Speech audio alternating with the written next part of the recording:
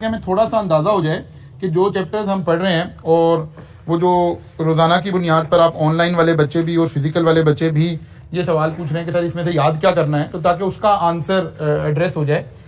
इसके लिए कल हमने आई कैप की जो बुक है उसमें चैप्टर नंबर 6 में एक इन सारे एरियाज की पहले 5 चैप्टर की प्रैक्टिस अवेलेबल है। इन सवालों में हमने 5 चीज़ों को वैल्यूएट करना है, लेकिन जाहिर है अभी हमने 2 चैप्टर पढ़े हैं तो हम 2 चीज़ों को वैल्यूएट कर रहे हैं। ईद के बाद आएंगे तो इंशाल्लाह ताला फिर बाकी की चीज़ों को देखना शुरू करेंगे।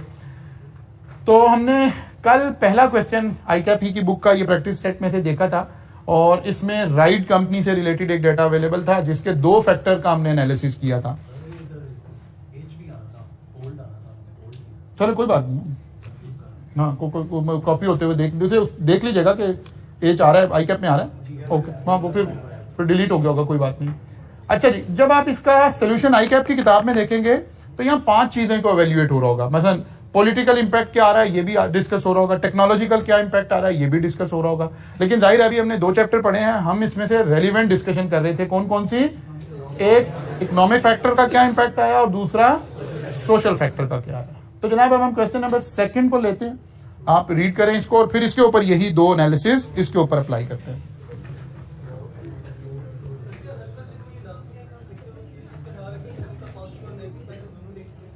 डिपेंड करेगा, अभी थोड़ा सा आगे चलेंगे ना, कुछ वैरायटी ऑफ क्वेश्चन से फिर आप आइडेंटिफाई कर सकेंगे कि जब ओपन क्वेश्चन होता है फिर हमें पॉजिटिव और नेगेटिव दोनों देखने की जरूरत पड़ती है। और जब एग्जामिनर हमारे साथ कुछ डाटा शेयर करना शुरू कर देगा और फिर ये भी बताएगा कि फलां बंदे से के शू में बात करें, फिर हम जो उसके ऊपर इंपैक्ट आ रहा होगा सिर्फ उसको डिस्कस कर रहे होंगे, ठीक है ना। ये अभी कोई हम 4-5 क्वेश्चन कर लेंगे तो फिर हमें ये बात समझ आनी शुरू हो जाएगी। जी पढ़िए जनाब इसको।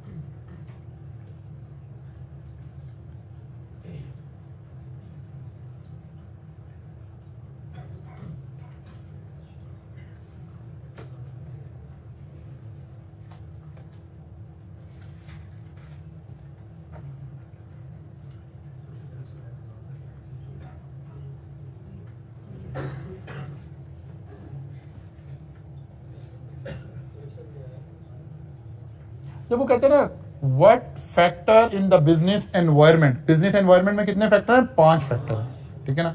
अभी हम उनमें से अपने 2 की बात कर रहे हैं, ठीक है ना। अभी हम उनमें से 2 की बात कर रहे हैं। पहले 5 चैप्टर जो है वो सारे के सारे बिजनेस एनवायरनमेंट को ही, अब बिल्कुल वो शुरू वाली स्लाइड देखें जहां हम आपसे बात कर रहे थे कि हमने करना क्या है, बिजनेस एनवायरनमेंट का एनालिसिस करना है। ये एक्सटर्नल एनालिसिस हो रहा है।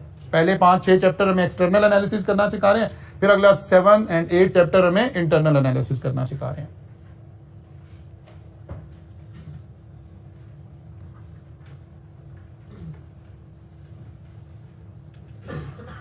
जी क्या हो क्या रहा है जी, क्या बिजनेस है? Fruit juices type, beverages type का जूसेस का बिजनेस है। और क्या करने जा रहे हैं हम? नेक्स्ट 5 ईयर प्लान बनाने के लिए जा रहे हैं। अच्छा जी, और बेवरेज मार्केटिंग, चेंजिंग मार्केटिंग है। फिर उसने कहा जी कोविड के दरमियान में हमें थोड़ा सा पेंडेमिक में इसमें इशू रहा है। अब वो कह रहे हैं कि बजाय इसके कि हम नई कैंपेन चलाएं, हम अगले 5 साल का एक फ्रेश एक्सटर्नल एनवायरनमेंट का एनालिसिस करना चाहते हैं कि क्या आउटलुक हो सकती है, इकोनॉमिक हालात से क्या इसका ताल्लुक हो सकता है, क्योंकि अभी हम 2 को वैल्यूएट करें, और सोशल में क्या चीजें फेवरेबल हो सकती हैं और क्या चीजें अनफेवरेबल हो सकती हैं। जी जनाब, क्या पाकिस्तान से रिलेटेड बात करनी है? क्या ये कंपनी पाकिस्तान में बिजनेस शुरू करना चाह रही है? अब ये बात हमें क्वेश्चन टू क्वेश्चन समझ आनी शुरू होगी। कल के क्वेश्चन में बात ये हो रही थी कि ये कंपनी पाकिस्तान में अपना बिजनेस शुरू करना चाह रही है, तो हमारी सारी जो गुफ्तगू का महवर था वो पाकिस्तान की एनवायरनमेंट बन गई थी। इसलिए मैं कह रहा हूं कि जब क्वेश्चन टू क्वेश्चन चलेंगे फिर आपको ये फर्क समझ आना शुरू होगा, ठीक है ना। अब ये क्वेश्चन जो है ये पाकिस्तान से रिलेट नहीं कर रहा है, बल्कि एक ओवरऑल इंपैक्ट की बात हो रही है कि in general world wide economic हालात ने क्या फर्क डाला, कोविड ने क्या फर्क डाला, बेवरेज इंडस्ट्री के ऊपर क्या फर्क चल रहे हैं, क्या पॉजिटिव बातें हैं और क्या नेगेटिव बातें। तो देखिए जनाब, सबसे पहले तो उसने कोविड से ही उसका आगाज किया। उसने कहा ड्यूरिंग द रिसेंट कोविड-19 pandemic lockdown the sale of longer shelf life product like fruit got impacted.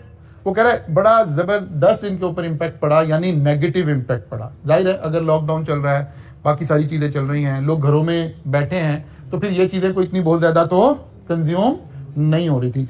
असल में हमें पेंडेमिक का जब भी जिक्र आएगा, क्योंकि रिसेंट अटेम्प्ट्स हैं और एग्जामिनर जाहिर है कोई एक्सटर्नल बड़ा इवेंट हुआ होता है तो उसको कहीं ना कहीं जरूर लिंक कर रहा होता है। और आपकी जब अटेम्प्ट आएगी तो क्योंकि एक बड़ा इंपैक्ट हमारी कंट्री के अंदर पॉलिटिक्स का आया, इसका मतलब है पॉलिटिकल फैक्टर का एनालिसिस तो बड़े अच्छे तरीके से हमें तैयार करके जाना पड़ेगा।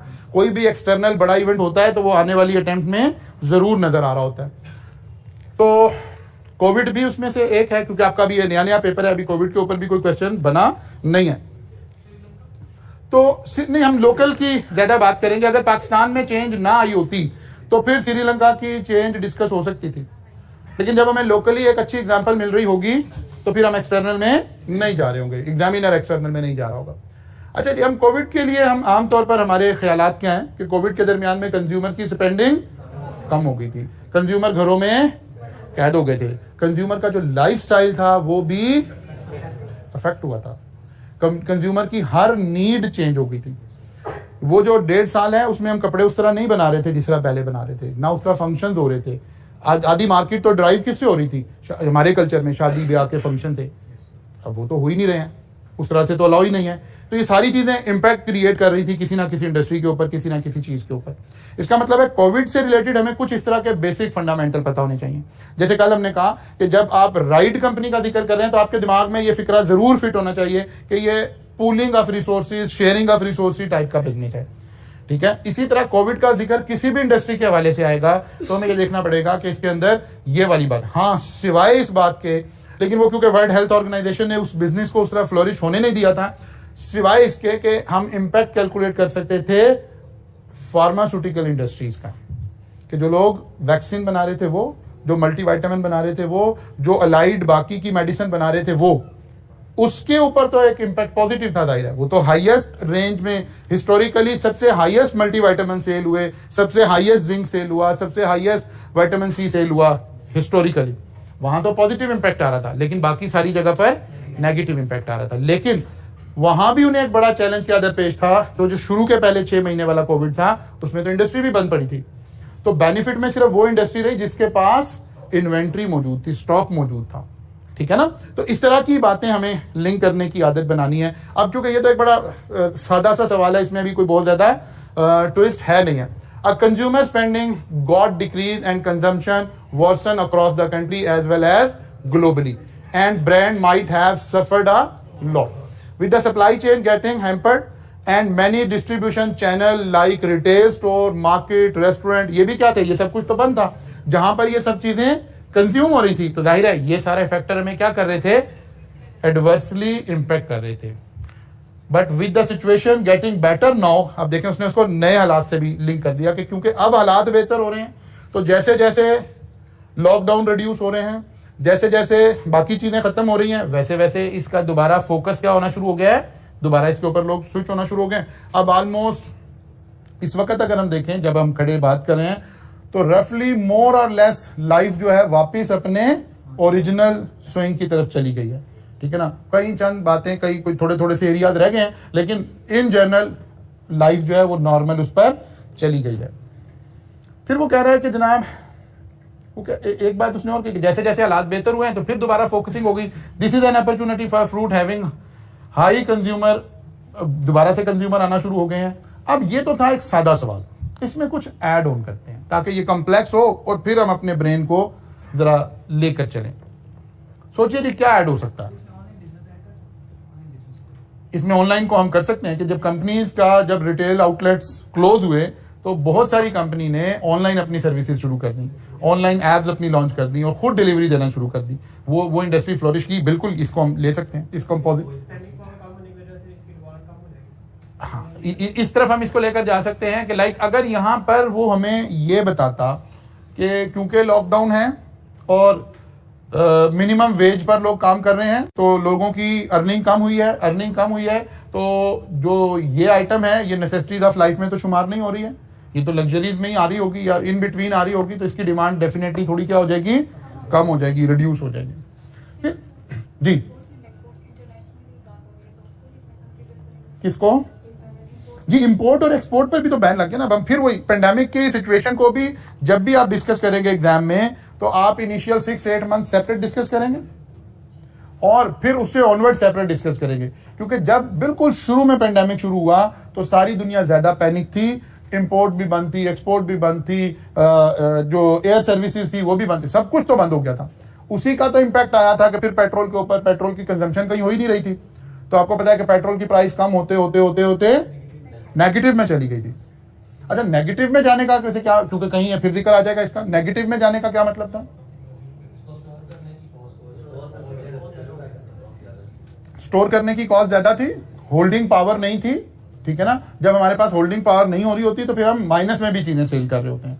तो वो एक टेम्परेरीली, अगरचे माइनस वाला इंपैक्ट तो चले एक दिन के लिए आया, कुछ लम्हे के लिए आया, कोई 2-3 घंटे के लिए इंटरनेशनल मार्केट में, क्योंकि उस दिन वो स्विच ओवर था कॉन्ट्रैक्ट का ना, नॉन डिलीवरेबल कॉन्ट्रैक्ट का स्विच ओवर डे था वो। लेकिन $4-5 के ऊपर तो गुड रीजनेबली टाइम पर $4-5 $6 पर ऑयल आ गया था, जो आजकल क्या चल रहा है, कोई रफली हम 100 कह देते हैं। $100 वाली चीज आपको $4 में मिल रही थी, बिकॉज डिमांड एंड सप्लाई से सारी चीजें जुड़ी हुई हैं। तो इसको हमें ऐसे ही लिंक करना पड़ेगा कि पहले 6-8 महीने पेंडेमिक के आए तो फिर तो ना इंपोर्ट हो सक रहा था, ना एक्सपोर्ट हो सक रहा था, ना ट्रेवलिंग हो रही थी, कुछ भी नहीं हो रहा था, तो ग्लोबली सब कुछ अफेक्ट होना शुरू हुआ। लेकिन जैसे जैसे चीजें नॉर्मलाइज होना शुरू हुई, फिर डिमांड क्रिएट होना शुरू हुई, फिर सारा कुछ होना शुरू हो गया। अच्छा जी, और क्या हो सकता है? क्या ये किसी स्पेसिफिक रीजन से रिलेट कर सकते हैं हम इसको? अगर वो इसी कंपनी को कहता कि ये कंपनी यूके बेस है और ये वही राइड वाले स्टाइल में, और अब ये पाकिस्तान में काम शुरू करना चाह रही है, और दौर यही डिस्कस हो रहा होता जो भी हो रहा है, पेंडेमिक ही चल रहा है। तो अब हम क्या फैक्टर देखेंगे? इनकम लोगों की रिड्यूस हुई है, इंपोर्टेड प्रोडक्ट की कंजम्पशन रिड्यूस होगी, लोग लोकल की तरफ जा रहे होंगे, ठीक है ना, लोग लोकल की तरफ, लोकल प्रोडक्ट की तरफ जा रहे होंगे, बाइंग पावर रिड्यूस होने की वजह से। फिर अगर हम पाकिस्तान की बात करेंगे तो हमारा डॉलर की पैरिटी चेंज हुई, ड्रास्टिकली चेंज हुई इस 1-1.5 साल के दरमियान में। तो इंपोर्टेड प्रोडक्ट्स हमारे लिए डॉलर की पैरिटी की वजह से भी महंगी होगी। मतलब अगर एक प्रोडक्ट $1000 की थी, पहले वो 1 लाख की कॉस्ट कर रही थी, अब वो 1,80,85,000 की कॉस्ट कर रही है। कुछ वैसे प्राइसेस बढ़ी और कुछ हमारी डॉलर पैरिटी की वजह से चेंज आई। इस बात को हम डिस्कस कर सकते हैं।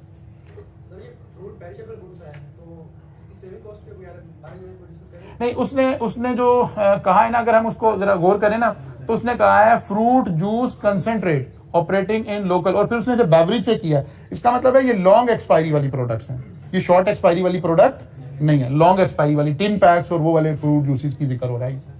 शेल्फ लाइफ इसकी ज्यादा है।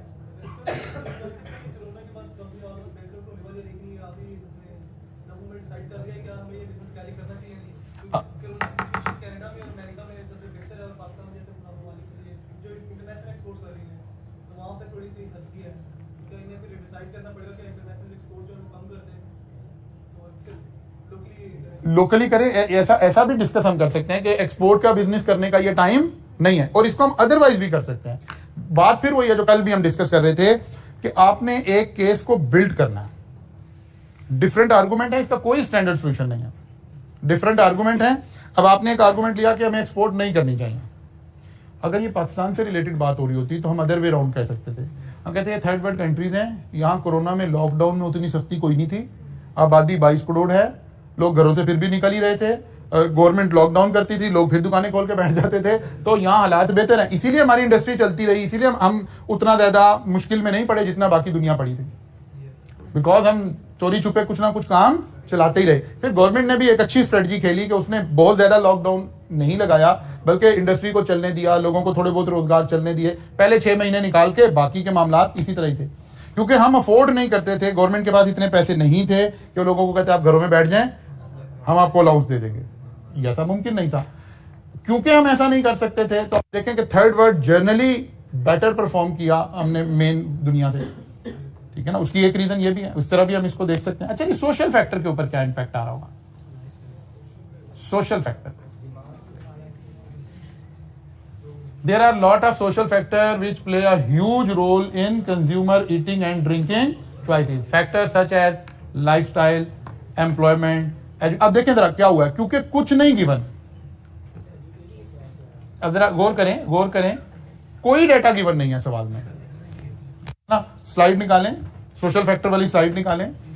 अब हम क्या कर रहे हैं, जब कोई डेटा अवेलेबल नहीं है तो हम एक थ्योरेटिकल स्टाइल में सवाल का जवाब देना शुरू कर रहे हैं कि यार लाइफस्टाइल था क्या, किस किस चीज इंपैक्ट किस किस चीज का आ रहा है। अब अगर आप गौर करें तो बस वो अल्फाज हम यहां यूज कर रहे हैं, factors such as lifestyle, employment, education level, status, culture, community, impact the consumer choices and decision making process. इनमें से कोई चीज का डेटा अवेलेबल नहीं है, हम कह रहे हैं, लेकिन ये सब फैक्टर सोशल फैक्टर के अंदर शामिल होते हैं। यानी अगर एग्जामिनर ने डाटा नहीं दिया तो फिर हम इस तरह से एक किस्म का थ्योरेटिकली इन सारी चीजों को लिख कर आएंगे कि यार ये फैक्टर है। अब हम ये नहीं बता रहे कि इस वक्त एजुकेशन का लेवल इस बेवरेज इंडस्ट्री से कैसे लिंक है। अगर कोई डाटा गिवन होता तो फिर हम उसके साथ लिंक करते कि क्योंकि अवेयरनेस हेल्थ से रिलेटेड ज्यादा इंक्रीज हो गई है और इसका मतलब है लोग फ्रेश जूसेस लेना पसंद करेंगे, लॉन्ग एक्सपायरी वाले जूसेस पीना पसंद नहीं करेंगे। या ईटिंग हैबिट्स अगर चेंज हो गई हैं, अगर ये कहा जाए कि जनाब लाइफस्टाइल के अंदर कंट्री के अंदर किसी स्पेसिफिक कंट्री का जिक्र हो रहा हो और ये कहा जाए कि यंगस्टर के अंदर लाइफस्टाइल में एक चेंज आई है और पहले 10% बच्चे जिम किया करते थे, अब 25% बच्चे जिम करना शुरू हो गए। अगर ये बात लिख दी जाए तो फिर हमें फौरन कहना पड़ेगा कि इस इंडस्ट्री का तो बेड़ा गर्क होने जा रहा है। आप जिम करने जाते हैं, सबसे पहले आपका कोच आपको क्या वहां ट्रेनिंग देता है, वो आपको बताता है यार बेवरेजेस से तो आपने एक तरफ होना है जी, शुगर से आपने एक तरफ हो जाना है। अब हमें लाइफस्टाइल से, अब क्योंकि उसने रेलिवेंट गुफ्तगू की है तो फिर हम रेलिवेंट लिंकिंग शुरू कर देंगे। लेकिन अगर उसने रेलिवेंट नहीं की तो फिर बस ये जो स्लाइड के अल्फाज हैं फिर हम इन्हें रिप्रोड्यूस करके गुजारा चलाने की कोशिश कर रहे हैं, बिकॉज यही हो सकता है, इसके अलावा कोई रेलिवेंट डाटा अवेलेबल नहीं है। ठीक है ना। ईटिंग हैबिट्स, कल्चर, फलां चीज, ये सब चीजें इंपैक्ट कर रही। मसलन अगर हम अपने उससे देखें तो हमारे यहाँ कल्चर में जनरली बेवरेज इंडस्ट्री का कल्चर फरोग पा रहा है कि रिड्यूस हो रहा है? फरोग पा रहा है। ठीक है ना। बच्चे कहीं खड़े होकर चलो यार कोल्ड ड्रिंक पी लेते हैं, यहाँ 2 मिनट के कॉर्नर पे रुक जाते हैं, ये काम कर लेते हैं, ये काम कर लेते हैं। फिर वो कोई लाइफस्टाइल के लिए जी, कोई थोड़ा स्टेटस के लिए आप जी रेड बुल, चले रेड बुल को तो थोड़ा सा शायद मेरा ख्याल है काउंटर किया था गवर्नमेंट ने, अब शायद उतना उसका नहीं है, लेकिन एक वक्त था कि बिल्कुल बहुत ज्यादा एनर्जी ड्रिंक्स का इस्तेमाल शुरू हो गया था। लेकिन अभी भी आप अगर चले जाएं, मसलन आजकल भी अगर आप रमजान में जरा रात को 10 बजे निकलें तो आपको ये सारी चीजें शॉर्ट नजर आएंगी। ये सारे जूसेस, ये फलां, ये नेस्ले का फलां चीज, ये दिमाग चीज, ये आपको शॉर्ट नजर आएंगी। खास तौर पर वही जो कल्चर में आ रही हैं, जो रिवाज में आ रही हैं। मतलब नेस्ले का आपको वो जो डिब्बे वाला जूस है वो मिल जाएगा, लीटर वाला मिल जाएगा, लेकिन नेस्ले ने अभी रिसेंटली कुछ साल भर से लॉन्च किया वो फिजी टिन पैक, जो फिजी, आप उसको ढूंढे देना 10 जगह फिरेंगे तो एक जगह आपको नजर आएगा, बिकॉज वो कल्चर में है, रिवाज में है। इसी तरह और बेतहाशा चीजें, तो जो हैबिट्स आएंगी, जो कल्चर होगा, उसका इंपैक्ट डेफिनेटली बिजनेसेस के ऊपर नजर आ रहा होगा। फिर उन्होंने एक चीज और जरा की, even the demographic factor such as age, gender, location and income status has major impact. या क्योंकि कोई डाटा नहीं है, पाकिस्तान का जिक्र हो रहा होता है तो हम ये बात ना लिखते, हम कहते हैं यहाँ यंगस्टर ज्यादा है।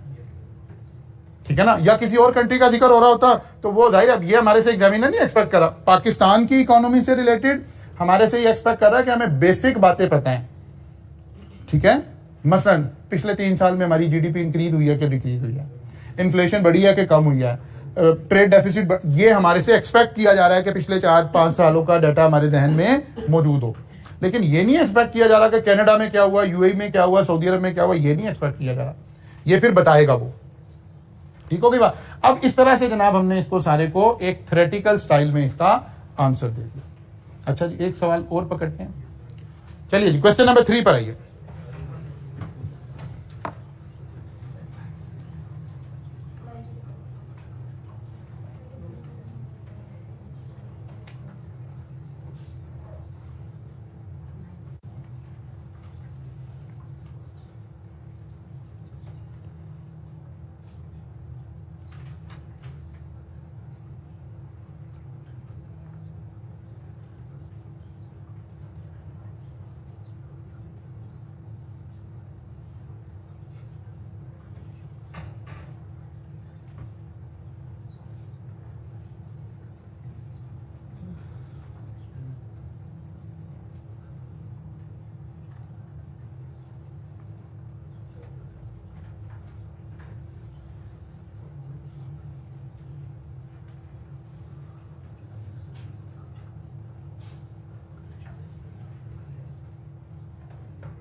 अब देखें आपने 3 क्वेश्चन देखे तो आपको थोड़ी सी वैरायटी नजर आना शुरू। अब फिर ये एक इंटरनेशनल कंपनी को उठाया गया है, लेकिन सारी गुफ्तगू विद रिस्पेक्ट टू पाकिस्तान करनी है।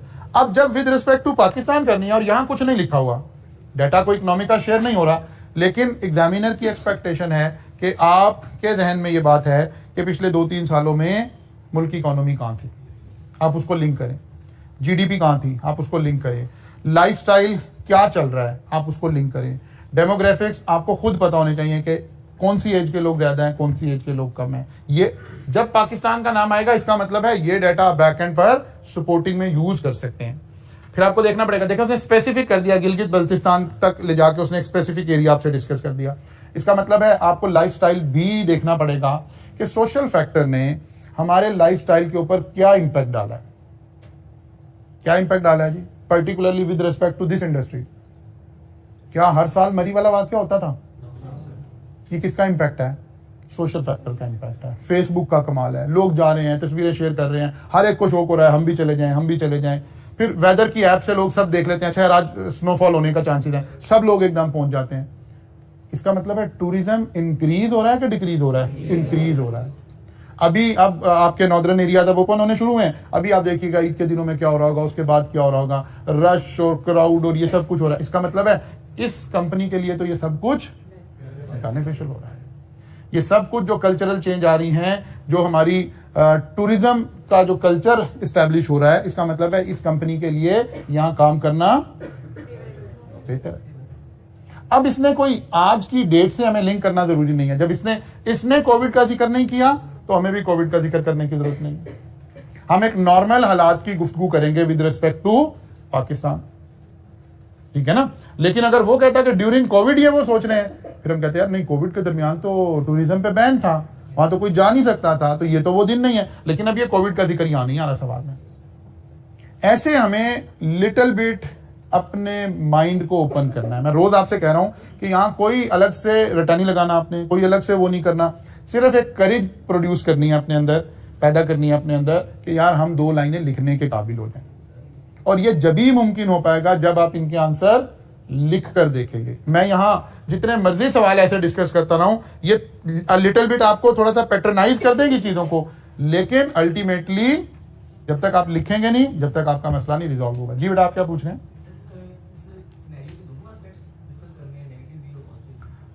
दोनों भी किए जा सकते हैं। कहीं किसी फैक्टर को हम नेगेटिवली भी डिस्कस कर सकते हैं, क्योंकि हमें उसने जो एक इंप्रेशन क्रिएट किया, जरा सवाल को दोबारा पढ़ के इंप्रेशन क्रिएट करें, क्या ये लो प्राइस आइटम सेल कर रहे हैं या जरा क्लास को सेल करने वाली बात हो रही है? क्लास को सेल हो रही है, मेड इन इटली, ठीक है, ब्रांड का जिक्र हो रहा है।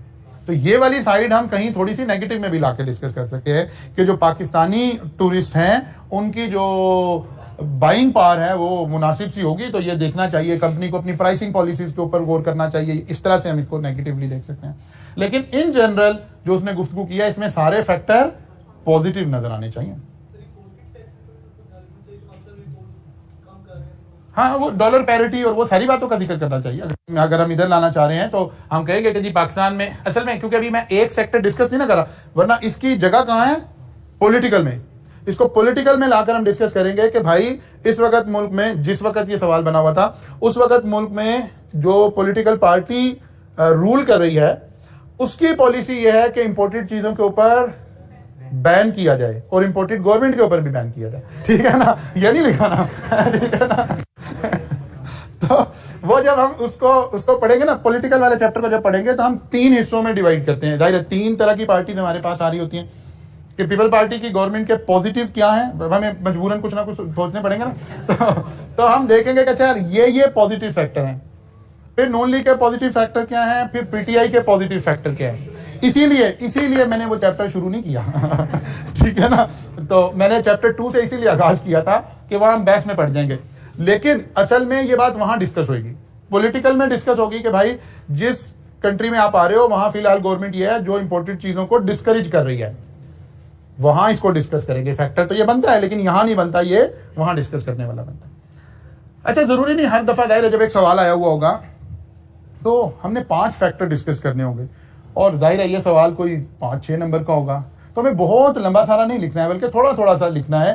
तो कोई इतना बड़ा चैलेंजिंग काम ये नहीं होगा। देखते हैं जी कैसे। इकोनॉमिक फैक्टर में बिल्कुल थोड़ा सा लिखा उसने, according to economic survey GDP of Pakistan has been growing at slow but steady. अब देखें ये एक्सपेक्टेशन है ना ICAP की कि आपको पिछले 2-3 साल का इकोनॉमिक सर्वे आपके जहन में हो, डॉलर की पैरिटी आपके जहन में हो, पॉपुलेशन का पैटर्न आपके जहन में हो, ट्रेड डेफिसिट का थोड़ा सा आपके जहन में हो, ये बातें इन जर्नली आपको पता हो ताकि आप लिंक कर सकें। The affordability of hiking equipment by good size of population is critical question. उसने इसको लिंक कर दिया कि भाई ये जो इटली की बनी हुई प्रोडक्ट्स आ रही हैं, ये यहाँ सारे लोग 22 करोड़ समझ के ना आ जाए कि 22 करोड़ आपके कस्टमर होंगे, ठीक है। Due to this uncertainty a large investment in hiking business in Pakistan would be high risk venture, ठीक है ना। वो कहते हैं तो अपने फटे पुराने जॉगर पहन के एक जींस लेके पहुंच जाते हैं, कोई उस तरह थोड़ी जाते हैं कि हाइकिंग करने जा रहे हैं और वो करने जा रहे हैं, ये तो इस तरह पहुंच जाते हैं, ठीक होगी बात। और कुछ ना हो तो अगर सर्दियों में गए हैं तो वहीं मरी में खड़े होकर लोग सॉक्स बेच रहे होते हैं कि जनाब आप अपने शूज पे चढ़ा लें और चलो जी आप स्लिप नहीं हो रहे होंगे। तो इस वाली बात को उसने इस एक लाइन में सारी बातें लिख दी हैं कि परचेजिंग पावर ऐसे नहीं होगी, इकोनॉमी ग्रोथ जरूर कर रही है लेकिन स्लो ग्रो कर रही है, लोगों की परचेजिंग पावर नहीं है और लोग अभी फिलहाल टूरिज्म पर जा रहे हैं, पर्टिकुलरली हाइकिंग एक्टिविटीज बहुत ज्यादा हमारी कंट्री के अंदर नहीं हो रही हैं। तो ये सारी बातें उसने थोड़ी सी कहीं ना कहीं बिल्कुल थोड़ा सा लिखा है लेकिन इसी के अंदर ही उसने इन सारी चीजों को मर्ज करने की कोशिश कर दी। अच्छा जी, फिर सोशल फैक्टर जी।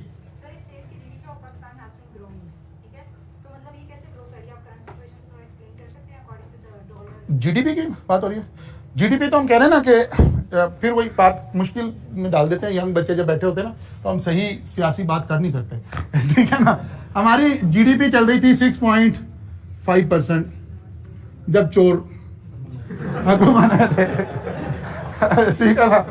फिर अल्लाह ने मेहरबानी की, हमारे ऊपर रहम किया, हमारे ऊपर रियासत मदीना वाले लोग आ गए तो फिर ये माइनस में चली गई थी, ठीक है ना।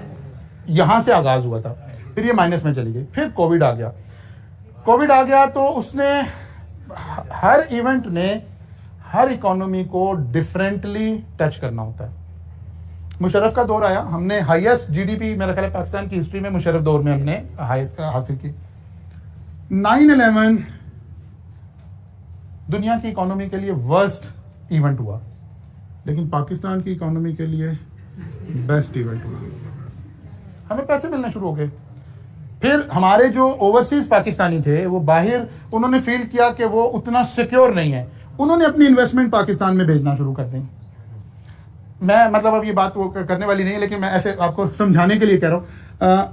9/11 से एक हफ्ता पहले जो प्रॉपर्टी की प्राइसेस पाकिस्तान में थी ना, आज वो ख्वाब हो गई हैं प्राइसेस।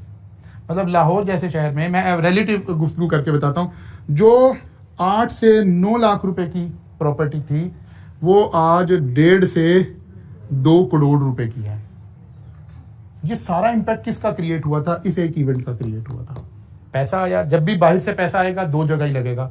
जो ओवरसीज बाहर बैठे हैं वो पाकिस्तान पैसा भेजेंगे, क्या करेंगे? या पैसे को पार्क करेंगे प्रॉपर्टी में या स्टॉक एक्सचेंज में। स्टॉक एक्सचेंज इससे थोड़ी रिस्की होती है, तो सबसे ज्यादा कहां पार्क होगा? प्रॉपर्टी में।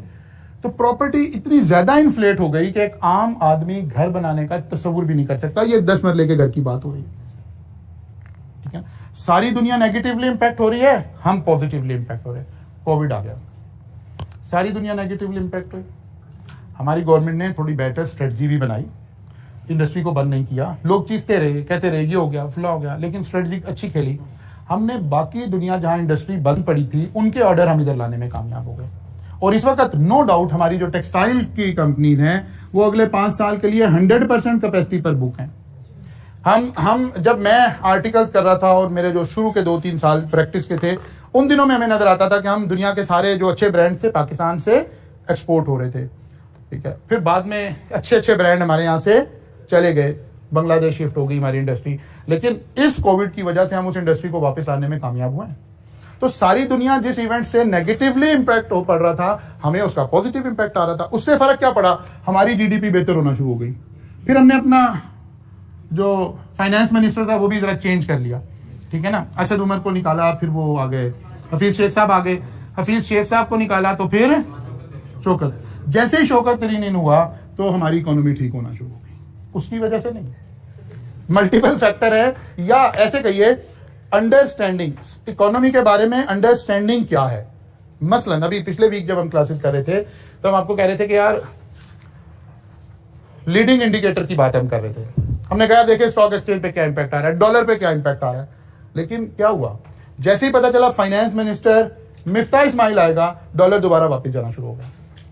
बिकॉज ये जो इन्वेस्टर है ना, जो ही नोज कि किसकी क्या बेसिक फिलॉसफी है। एक फिलॉसफी थी इसहाक डार की, एक फिलॉसफी थी मिफ्ता इस्माइल की। ये दो अलग अलग नून लीग की गवर्नमेंट होने के बावजूद दो स्कूल ऑफ थॉट हैं। मिफ्ता इस्माइल जब नवाज शरीफ नाअहल हुए और वो सारा कुछ हुआ, जैसे ही मिफ्ता इस्माइल उस वक्त आया 101 रुपए का डॉलर था, 115 पर ले गए, 120 तक चला गया। बल्कि वो भी इसी चीज पर बिलीव करता था कि नहीं, डॉलर को थोड़ा आजाद छोड़ा जाए, इसकी जो पैरिटी बनती है वहां जाने दिया जाए। इससे पीछे चले पूरा मुशर्रफ दौर, फिर बीच में जरदारी का दौर आया, उन्होंने फिर डॉलर को थोड़ा सा रिलैक्स किया। डॉलर मुशर्रफ ने तो 58-60 रुपए पे डॉलर रखा सारा 8 साल का 8 साल। फिर जरदारी की हुकूमत आई, वो 100 रुपए पर ले गए इसको।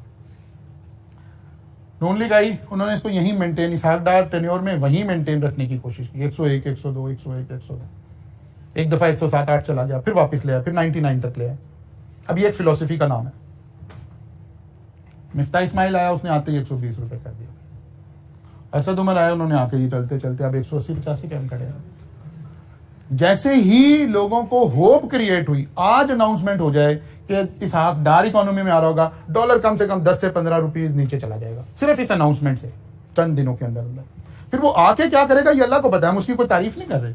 हम कह रहे हैं कि जो लीडिंग इंडिकेटर होते हैं वो इस तरह एक्सपेक्टेशन पे मूव करते हैं। जैसे ही मिफ्ता इस्माइल का नाम आता है, एक्सपेक्टेशन चेंज होती है, डॉलर की पैरिटी चेंज होना शुरू हो जाती है। अगर हमें लगे नहीं इसहाक डार आ जाएगा, फौरन एक्सपेक्टेशन चेंज होती है कि ऐसे नहीं ऐसे होगा। होगा क्या ये तो अल्लाह को पता है, कि गवर्नमेंट रहनी है किसी की नहीं रहनी ये भी कोई पता नहीं है, ठीक है ना। पता लगे खाली उम्र ही अदा करने गए हैं ठीक है ना, ये खाली उम्र ही कराना था अल्लाह मियां ने। तो इसलिए ये सारे फैक्टर असल में हमने कहीं लिंक करने सीखने हैं। तो हमें हर इवेंट से देखना है कि हमें उसका एज अ नेशन या उस बिजनेस के साथ पॉजिटिव इंपैक्ट आया या नेगेटिव इंपैक्ट आया। जी सर, आपने कहा कि आपने एक फैक्टर पर 3-4 लाइनें लिखनी है, तो सर हो सकता है कि हमने जो लिखा वो इररिलेवेंट डिक्लेयर हो जाए, एग्जामिनर कर दे, तो हम 8-10 लाइनें लिखेंगे मल्टीपल फैक्टर। बड़ी अच्छी बात है, अगर सांस फूल नहीं रहा 8 लाइनें लिखते हुए तो फिर 8 तक जाएंगे ना, ठीक है ना। नहीं मतलब यही है कि अगर जाहिर है अगर आप लिखने की प्रैक्टिस करेंगे, थोड़ा सा ये सारा काम करें। देखें मैं बार बार आपको कह रहा हूं, ये पहला पेपर है और इस पेपर का भी ये हाफ पोर्शन है जो आपसे दिमाग का इस्तेमाल करवा रहा है। जहां रटा रटाया कोई पैटर्न नहीं है कि ये लिख कर गए तो रिप्रोड्यूस कर रहे हैं। बी लॉ में क्या किया हमने, जो याद करके गए थे रिप्रोड्यूस कर रहे हैं। सी लॉ में क्या कर रहे हैं, जो याद करेंगे रिप्रोड्यूस कराएंगे। अकाउंटिंग क्या है, एक सेट पैटर्न है, इसका कोई स्टैंडर्ड सोल्यूशन नहीं है। इसीलिए मैं बार बार कह रहा हूं कि भाई लिख कर देखें इन चीजों को। जब तक आप लिखेंगे नहीं, जब तक आपको ये काम करना नहीं आएगा। अच्छा जी, सोशल फैक्टर, पाकिस्तान की बात हो रही थी तो सबसे पहले हम डेमोग्राफिक से ऊपर आगे कि यूथ जो है वो इसके अंदर आ रही है, और फिर हम इसका जिक्र भी करेंगे कि यहाँ यूथ का पोर्शन ज्यादा है, टूरिज्म बेहतर हो रहा है, सोशल मीडिया की वजह से भी बेहतर हो रहा है, हमारे विजिटर बढ़ रहे हैं, टूरिज्म इंडस्ट्री में highest growth ever in the history हो रही है। इसमें कोई दूसरी बात, ये सारी बातें हम यहाँ लिख सकते हैं। जी क्वेश्चन है, उसमें बात टेक्निकल वर्ड इस्तेमाल हो रहे हैं, तो हो सकता है हमें वो टेक्निकल वर्ड समझ आए और हम बात को किसी और तरफ ले जाएं। उसका देखिए उसका हल, ठीक है, उसका हल क्या है। एक चीज याद रखें, आई कैप ने एक पॉलिसी बनाई हुई है। अब ये बात हम मतलब उस तरह इतना पब्लिकली भी नहीं करनी चाहिए ये बात। आई कैप की एक बड़ी विद इन लाइन एक पॉलिसी है। अगर आप आई कैप की किताब को कंप्रीहेंसिवली करके गए हुए हैं तो पेपर इसके अंदर अंदर से आना है। इन्हीं सवालों का कोई तड़का लगकर पेपर आया हुआ होगा। अगर ये सारे सवाल आपको आते हैं ना, तो फिर जो सवाल एग्जाम में आ रहा होगा वो 100% आपको आता होगा। तो इसका हल यही है। एक हल है कि नहीं, हम रियल सेंस में इकोनॉमी में इंटरेस्ट लेना शुरू कर दें, एनवायरनमेंट को देखना शुरू कर दें। ये लेकिन जाहिर है ये बात शायद हम सोच सकते हैं, लेकिन 100% रियलिटी में अप्लाई नहीं हो रही होगी। कोई स्टैंडर्ड सोल्यूशन नहीं। नहीं, एग्जामिनर की कोई राय नहीं। मैं आपको बार बार बता रहा हूं, हमने एक केस बिल्ड करना है, उसकी दलील में अगर हम बात ठीक कर रहे होंगे तो बिल्कुल ठीक है। मसलन हमने कहा जी जीडीपी इंक्रीज हो रही है, इसलिए हमारी जो टूरिज्म है ना वो रिड्यूस होना शुरू हो जाएगी। अब गलत हो गया था। हमने जिस फैक्टर को जिसके साथ लिंक किया है ना, उसका रिलेशन ये नहीं है बल्कि अदरवाइज है। अब गलत हुआ है। लेकिन अगर कहीं गिवन कुछ नहीं था और हमने एक फैक्टर की बजाय दूसरे फैक्टर को, मसलन एक बच्चे ने लिंक ये बना दिया, अब सुने जरा, एक बच्चे ने कहा हम कह रहे हैं पॉजिटिव पॉजिटिव पॉजिटिव, एक बच्चा कहता है नहीं हमारे नॉर्दर्न एरियाज में लॉ एंड ऑर्डर की सिचुएशन ठीक नहीं है, हमारे यहाँ हाइकिंग और ये वाला काम इतना ज्यादा फ्लोरिश नहीं। अब उसने एक फैक्टर को जो लिंक किया, क्या ठीक किया? बिल्कुल ठीक किया। इसके मार्क्स मिलेंगे एग्जाम में। अगर वो ये कहता कि यार क्योंकि लॉ एंड ऑर्डर ठीक नहीं है इसलिए हाइकिंग की प्रोडक्ट बड़ी बिकेंगी, अब काम खराब हुआ है। इनवर्स रिलेशन ना बता रहे हो, जो रिलेशन जिसका जिसके साथ है लॉजिकली उसको टैग कर रहे हो तो फिर कोई प्रॉब्लम नहीं है, इसका कोई स्टैंडर्ड सोल्यूशन नहीं है। हमने एक लॉजिक क्रिएट करनी है, उस लॉजिक के ऊपर गुफ्तगू करनी है। 3 सवाल हो गए जी आपके जिम्मे, और नेक्स्ट 3 आपके पास एज अ असाइनमेंट है। मेरी आपकी मुलाकात अब ईद के बाद होगी, कल क्लास नहीं होगी, कल क्लास नहीं है, ठीक है, कल क्लास नहीं है, मेरी क्लास नहीं है, बाकी क्लासेस आपकी एज पर रूटीन हो रही होंगी। अब हम ईद के बाद टेस्ट शुरू करेंगे, ठीक है। और सॉरी, रिजल्ट मेरे ख्याल 2 तारीख आ रही है जो शायद 2, और ईद भी 2 को ही है, बाकी आप लोग खुद समझदार हैं।